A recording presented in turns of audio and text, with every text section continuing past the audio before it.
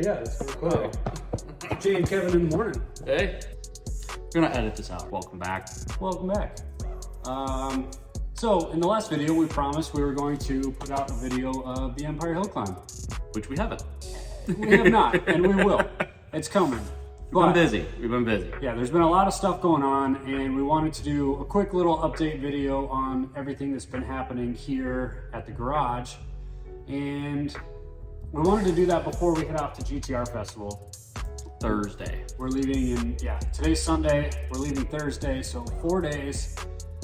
Jay, Tyler, myself are all flying down to Dallas for GTR Festival. And our friend Gary from Magic Garage is flying down to meet us. And we rented a house down there. It's gonna be a great time. So we wanted to do a quick update here before we do the GTR Fest stuff. And then after that dust settles, we'll do hill climb video. There's been a lot of progress on the two-door Skyline. We kind of finished up on the four-door completely. Yeah, we figured out all the fuel issues on the four-door. But thanks to Gary at Magic Garage for helping us figure that out. So last winter we had 4 cars in here. My 2 Skylines, Gary's Skyline, different Gary. We know a lot of Garys. Oddly enough, yeah, their own Skylines. And then Tyler's R32. Right now we have 8 cars in here, and we're gonna show you what we got going on. Quick detour. Jay wants to show you something. Ignore everything in the background. Look at that. Nice little poster we had made of John at the hill climb. It's pretty sweet. I like it. Pretty sweet. Immortalized. Yeah. So that's gonna go on the wall somewhere in here. Lots of wall. But strangely, it's hard to hang stuff in here because it's thinner steel insulated. And I don't like just poking holes everywhere because, surprise, next year, a lot of this stuff's gonna change. Apparently we messed up and didn't pop all the hoods. But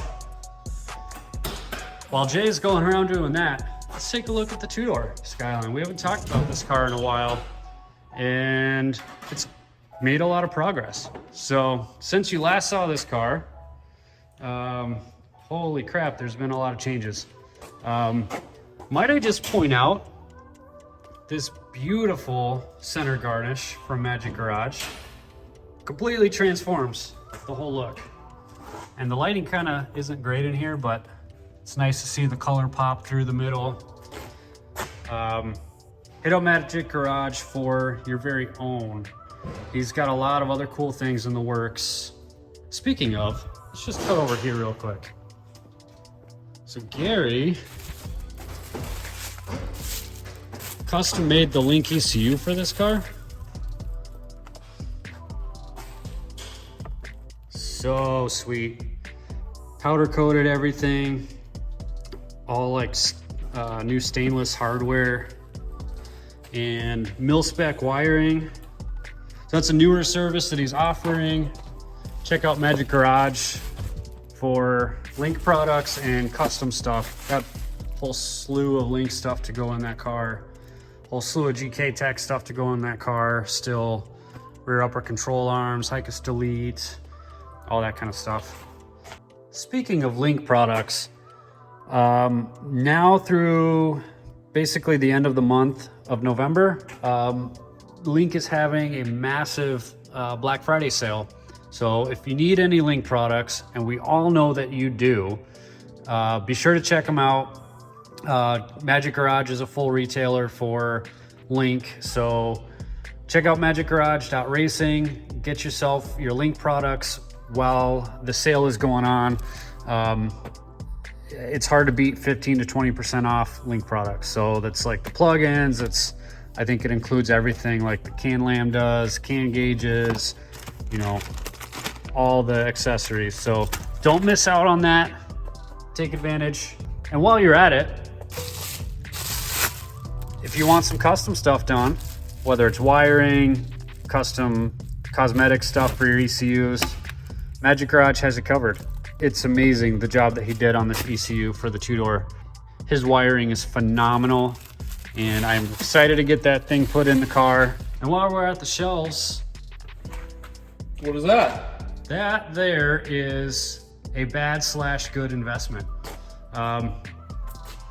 I somehow got persuaded into doing some stuff to the old Stag wagon over the winter. Let's start a poll. I'm debating on doing a twin turbo sequential trans, air shifted, on the Stag wagon. Kevin wants to go all lame and just do a single turbo like all the other cars. Twins, aftermarket twins, obviously, with an air shifted sequential. Let's vote on this. So, so the plan is, I've got this HKS GTRS that Jay's not a huge fan of, but he will be. I need to rebuild that, but that'll go in that car. Got a Tomei turbo elbow that'll fit on it that came off one of the Skylines. Gary at Magic Garage hooked me up with this Greddy intake manifold and fuel rail. And yeah, so I know we're jumping around car to car, but we're gonna be doing that this winter in that thing. So that also means I'll have to do new injectors, do intercooler, we'll do an exhaust on it. What's that? Oh, a new arrival. A dirty arrival. So what is this car, Jay? This is my 2001 IS300 that has a JDM 2JZ GTE VVTi swap in it with Out of an Aristo. a Riso swap. I started this car many years ago and I have not finished it. It's been sitting in my garage at home. I've been building everybody else's stuff. I haven't touched this car in probably 4 years. So it's here because I'm gonna finally finish it. Every bit of this car is made by me. Well, all these cars here are pretty much made by me these days, but I built every reservoir, every pipe, I built the manifold. Jay was building it when he met Gary, and Gary's like, hey, I want you to do this to my GTR. So he stopped building that car, he built Gary's engine, and then had some life things happen, had a beautiful daughter. Then he started building my cars, and now it's time for him to finish this thing. So that's why this car's unfinished, and it kind of started this whole trend of building big turbo inline sixes around here. So yeah, now Jay's IS is in here. Of course, you guys know the Stag wagon. Of course, the four-door hasn't changed much. I know I interrupted myself on the two-door. We'll come back to that in a second. John Cena is parked in here for the season. Hasn't really changed since the last video. Gary hooked him up with a lot of GK Tech stuff for his car and for the Stagia and for the two-door. What do we got going on over here, bud? So this is the takeout 2J from my IS. My IS is one of the most reliable cars I've ever owned, and I couldn't justify just yanking the motor out and putting an aftermarket, turbo setup and turbo engine in this car, obviously making it less reliable. So I just was So that's definitely not what you've done. Oh, yeah. And then this is an EJ207 out of my Subaru. Couple little of my engines floating around here, just because I have a lot of engines floating around. Well, and they look cool. And they look cool. I mean, it's the perfect spot for JDM engines just to hang out, right? Yeah, pretty much. And then there's a nice SR20 right here, followed by some nice RB company, and you'll be getting maybe we're not gonna take a surprise. There might be another engine, another JDM classic engine coming here. Yeah, I've secured another JDM engine. I don't have it yet, but And he doesn't have a car for it, so we get to come up with a car to put it in. yes. Which we're not going to put it in the car that it usually comes in. We're going to put it in. I want to piss everyone off. So Gary's car? This here first. Let's not skip this little thing here. The Nugget? This is my friend Bobby's Civic. It's a 99 Civic. It's got like 90 something thousand miles on it. Little old lady owned, rust free. Like, Partly. dude, look how clean this thing is. He's got plans, got big plans for it. It's got some fender damage. He's got a new fender. that he's gonna get put on. We'll replace the hood. And then the passenger door is a little bit boogered up, but we've got a new door for it. So really, really good, clean starting point. And it's the only car in here without a JDM engine for now. Yeah. But I'm working on it. I'm trying to get him to swap in a K, but you know. he'll either put a B or a K in it, or do like a D16 Y8 and a turbo setup, or I don't know. Or an LS1. Or a 2J. He won't do LS, I know that, but 2J. we're working on him. We're working on him. And then this, you guys have seen this car before. This is Tyler's 32 GTST. He said not to show his side skirt situation, so we're showing his side skirt. Yeah, so he bought these Duraflex side skirts off of Gary. Gary bought them not knowing that they were for a GTST. So yesterday, Tyler tries to test fit them on the car, and typical Duraflex stuff, they are too short. So he went, hacked them in half, and he'll have to extend them. But this is probably... This did change. He did get Oh yeah. Veilside bumper this year. He did secure a Veilside bumper. Yep. So JDM Sport Classics, where all of my cars were imported through, had this Veilside bumper, genuine Veilside bumper, for a good price. So Tyler picked that up. Veilside's kind of, you know, some people love them, some people don't. Hit or miss for sure. It's grown on me a lot. I think it looks really good on the car. Yeah, this one hasn't changed much other than the bumper And different wheels this year. Well, he's on temporary wheels. My old SSRs, he got repaired and he's waiting to powder coat those. So those will be on the car sometime. But that's actually been the most reliable Skyline out of all of these this year. That one. It's also the slowest. Well, I say RX 330 makes more horsepower than this thing did. love you, Tyler, but Sorry, Tyler. I say most reliable. He's been chasing an issue ever since he bought the car. Car kind of bogs. It's way down on power, but it's the only one that didn't have like major issues. Just that same issue he's been chasing ever since he bought it. And then we've got this one. This one actually was really reliable this year too. Let's be honest. No, it was. The only thing that we had to do on this one was go in and chase a couple of little random oil leaks from some fittings, and he's got drive shaft shop 1,000 horsepower axles all the way around, and because it's so low, they're running at a different angle, and the boots are all running together. They're eating boots. So I'm actually talking to Drive Shaft Shop about having a custom set of axles made a little bit shorter on the front because of how low this car's running. It doesn't look like it's running that low with the 18s, but it is actually low. When it doesn't have these 18s on there, it is slammed on the ground. So, well, that's a common issue with all of the GTRs, 32s, 33s, 34s. Also with like Stagias, they have the same issue. When you lower them, it changes the CV axle angle to a degree that the axles hate it.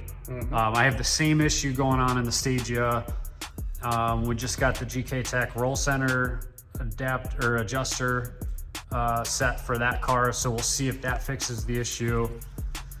Because we actually raised the Stagia. We had it lower, but the CV axles were so pissed that we raised it up a little bit, and hopefully this roll center adjuster will fix it. If not, we'll probably pull the front axles on that thing and make it a rear wheel drive Stagia. boo! All-wheel drive sequential. So we'll see what happens. Jay was reluctant to show you his engine and John. I don't think we showed the engine and John in the last video. We talked about it, but Tried and true SR20. SR20, Not a whole lot, just but basic, you know, bolt-on stuff. Intercooler, exhaust. I mean, pretty bulletproof as far as SR setups go. hopefully this year we'll switch it over to a Helltech, or not a Helltech, A Link. Yeah, Link. Link. Sorry, Link. sorry, I ran a Helltech in Gary's car, but this one I want to go. I want to go speed density and get rid of the math, just because Math sucks, man. Yeah, math sucks. Math sucks. I hate to say it. They're just getting harder and harder to find, so there's no reason to keep one. So get rid of the MAF and maybe do either a drop-in turbo or do a new manifold with the top mount, and get a little bit more out of this. There's a lot of potential in this one. So Oh, for sure. SRs are great engines. Great engines. All right, let's go back to the two-door real quick. ADHD set in and I kind of started talking about it and then I walked away. But not much changed on the inside. I did get a new shift knob, Duracon. But yeah, so one thing that Jay had been working on is washer fluid reservoir, which on these cars is normally over there. Yep. But we made use of one of the factory intercooler pipes for the neck up there, but tucked it nicely down here. Beautiful aluminum. Didn't go through the process of polishing everything because it'll be hidden. We will polish the upper the neck, fill neck though. but at least that way it still works. Still has both pumps, so it still does front and rear. And then you kind of just have this nice little cap right here. Hopefully send that out, have that anodized. Yep. So a beautiful piece there. All of the charge piping is done. We did polish up the charge piping. And just Gretty intercooler core, same that's on the four-door. P2M, what is it? Yeah, phase 2 motorsport clamps. There's the HKS blow-off valve down in there. Oh yeah, super sequential, that's all on there. So the only thing left to do on the charge piping is the bung for the IAT. Yep. Which I'm thinking we'll probably put just right here, close to the throttle body. Jay's been working on this box. Jay likes making boxes. So what's that one, Jay? That's gonna be our catch can. We're gonna go pretty large on this one. So these are actually gonna end up feeding into it over here. It's a very unique shape to fit the corner area, but so this is what we got so far. I got to put a bunch of baffles in there and everything like that, but for right now, that's just, we had to start creating some shapes so we know what goes where. We did the oh yeah, just yesterday the PRP LS alternator kit went on there, down there in purple with the pulley, and then the water pump pulley as well from PRP. Those went on yesterday. So we still have some work to do on the cold side with the routing, like lines and whatever, but so that all has to come back off. We still have to pull the valve covers, do the cam cap studs and baffles. We will be painting the VVT or NVCS pulley or gear there in black, so it blends in a little bit. Have to finish the trigger kit. We have to redo some of the lines. Oh yeah, over we here. got the oil.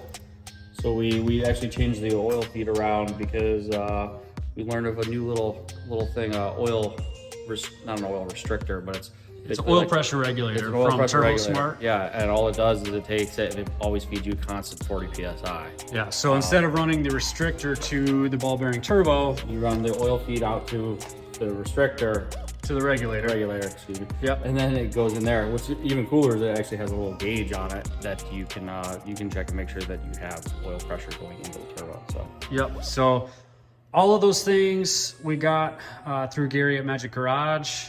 The clamps, all the Turbo Smart stuff, the GK Tech stuff, the Link stuff.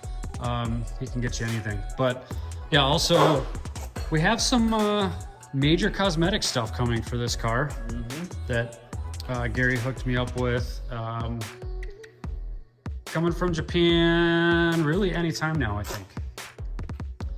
Once we get all the sensors in place, Gary's gonna build us a mil-spec harness. So it'll be kind of plug and play with the Link, and we'll be able to get this thing started on a base map, figure out any issues before it heads down to the dyno, which at this point will be spring. We're not very far from the snow season here in northern Michigan, and these cars aren't touching snow. So we'll have the thing ready to go, ready to rock, and yeah, so a lot of little things left on this. A couple big ones, but really It's close. Still have to do the steering reservoir. Which is what we're gonna mount the oil regulator to. Yep. But it's getting there. It's coming along. Really excited to see that come together and making good progress on it.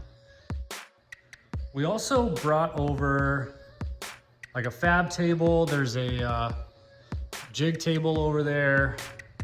So now instead of running a few miles down the road to do all the welding, we can do it all here. Jay brought his plasma cutter over, his welder, and a cart, rolly cart, which he's decked out with color fittings, even though I have a bunch of junk on there right now. But yeah, so did a lot of cleaning, organizing, and there's Bobby. Say hi, Bobby. Hi. I know I talked a lot about some of Magic Garage's products and services and stuff in this video, but I wanted to take a second to showcase these keychains that he started making. He does stainless or titanium. This one's titanium. I have a stainless one for that car as well, but super cool. Please go check out Magic Garage for whether it's some of his products or really any aftermarket products that you can think of. He offers way more than what's available on his website, but best customer service out there, can't beat it. Support the smaller shops, and I'm so excited to hang out with Gary while we're down in Dallas for GTR Festival. It's gonna be a great time. So that's what we've been up to. This was really sporadic, a lot of talking, A lot of jumping around. show and tell, but we wanted to just give you guys a quick update before we head down to GTR Festival. We're gonna do a lot of footage down there. We got VIP tickets. It's gonna be a great time. Yep. A lot of cool cars, a lot of drag racing, a lot of vendors. Once again, we're gonna be trying to convince this guy to go twin turbo, air shifted sequential. I'm bringing stag extra money. wagon. Yeah.